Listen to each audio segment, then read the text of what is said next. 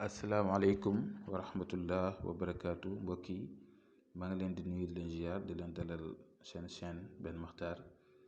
tey ma fas yéene leen indil secret bu am solo bu jëm seen wàllu yaram te buñ naan nit kaaraange moo tax boo muccee si bëtu nit ñi mucc si làmmiñu nit ñi mucc si soxor yeeg def yeeg yooyu yàlla dana la dimbale ndaxte nit ñi dañoo xaw a doy waar.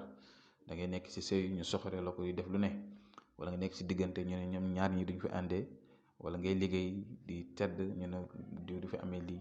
ndaxte ñun ñu nekk ci lii nii souvent di ci jokkoo ak nit ñu bari xam neen soxoree nit ñi fuñ toll, te bu ñu ñëw ci nit ci sëriñ wala dara di wax ak ñoom duñ ko wax dëgg. waaw maanaam daneen fexe daal lu tuub ba jéem a yàq kooku. kon góorgóor leen seen côté yaram yi moo tax tey mi indi leen secret bu am solo boo xamante ne nii ku nekk mën na ko defal boppam.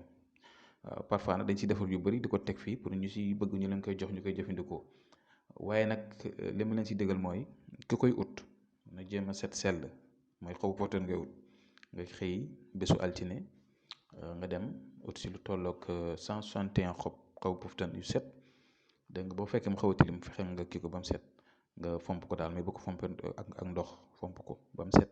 nga jël sa bic feutre nga bind si xob bu nekk 161 xob lay nekk, xob bu nekk nga bind si wallaahu yaxsimuka mina naas ba 161 xob yëpp mat.